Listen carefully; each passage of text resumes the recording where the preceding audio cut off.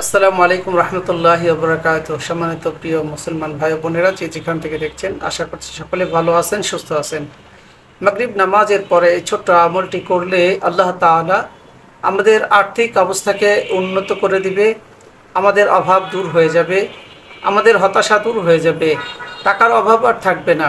সুতরাং অবশ্যই আমরা যদি কষ্ট করে এই ছোট্ট আমলটি করতে পারি, মাগরিব নামাজের পরে, ফরজ নামাজের পরে মাত্র 33 বার আমরা এই ছোট্ট দোয়াটি পড়ব। এই আমলটি নবীজি সাল্লাল্লাহু আলাইহি সাল্লাম শিখিয়েছেন। সুতরাং নিঃসন্দেহে এই আমলটা করবেন, বিশ্বাস রেখে আমল করবেন, তো আল্লাহ তাআলা আপনার অভাবকে দূর করে দেবে, আপনার ঋণকে আল্লাহ তাআলা পরিশোধ করে দেবে। আল্লাহ তাআলা আপনার সংসারের মধ্যে আর্থিক যেই সমস্যা, এই সমস্যা দূর হয়ে আপনার টাকা পয়সা, মানুষকে সহযোগিতা করার মতো টাকা পয়সা আল্লাহ তাআলা দিয়ে দিবে। সুবহানাল্লাহ। সম্মানিত প্রিয় দর্শক, আমরা কষ্ট করে আমল করি, আমরা আমল করতে চাই না, বা কেউ ফরজ নামাজ পড়ি না, বা কয়েকদিন করে ছেড়ে দেই। আল্লাহর হাবিব সাল্লাল্লাহু আলাইহি সাল্লাম বলেছেন, যেই ব্যক্তি প্রতিদিন আমল করে, মানে আল্লাহ রাসূল বলছেন, আহাব্বুল আমালি ইলাল্লাহি আদওয়ামুহা ওয়া ইন কাল্লা। যেই আমল আল্লাহ তাআলার কাছে প্রিয়, যে আমলটি সর্বদা করা হয়, সেটি যদি পরিমাণে কমও হয় এতে সমস্যা নেই। এই জন্য আমরা অল্প আমল হলেও 33 বার খুব কম, কিন্তু আমরা প্রতিনিয়ত এই ছোট্ট আমলটি করব।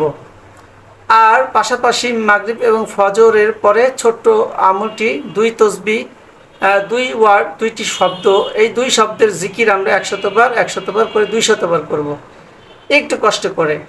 কারণ আপনি সারা জীবনে উন্নতি সাধন করতে যাচ্ছেন, সেজন্য সামান্য সময় তো আপনাকে ব্যয় করতেই হবে। সুতরাং আমরা এই আমলটা কেউ ছাড়বো না। তো যে আমলটা আমরা 33 বার করব, এই আমলটা মাগরিব নামাজের পরে, এই আমলটা আমরা ছোট্ট দোয়াটি পড়ব, সুবহানাল্লাহি বিহামদিহি সুবহানাল্লাহিল আযীম ওয়া বিহামদিহি আস্তাগফিরুল্লাহ। এই আমলটা আমরা 33 বার করব। এটা রিজিককে বৃদ্ধি করে দেয়। এই আমলটা করলে আপনার রিজিক বৃদ্ধি পাবে। এবং আর যে আমলটা 100 বার করে করতে হবে ফজরের পরে এবং মাগরিবের পরে, সেই আমলটি হলো ছোট্ট আমল, 2 শব্দের আমল, সুবহানাল্লাহি ওয়া বিহামদিহি। দেখছেন, সুবহানাল্লাহি ওয়া বিহামদিহি, সুবহানাল্লাহি ওয়া বিহামদিহি।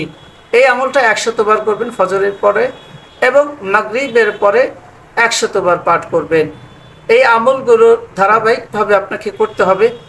আপনাকে বিশ্বাস রেখে আমলগুলো করতে হবে, ইয়াকিন রেখে আমলগুলো করতে হবে। তাহলে আল্লাহ তাআলা অবশ্যই আপনার সংসারের মধ্যে আয় উন্নতি করে দিবেন, আপনার ঋণকে পরিশোধ করে দিবেন, দুঃখ দুর্দশা হতাশা নিরাশা যাবতীয় অর্থের সমস্যা দূর হয়ে যাবে ইনশাআল্লাহ। আল্লাহ তাআলা আমাদের সকলকে আমলটি করে দুনিয়া ও আখিরাতের কল্যাণ হাসিল করার তৌফিক এনায়েত ফরমান। আসসালামু আলাইকুম রহমতুল্লাহি ওয়া বারাকাতুহু।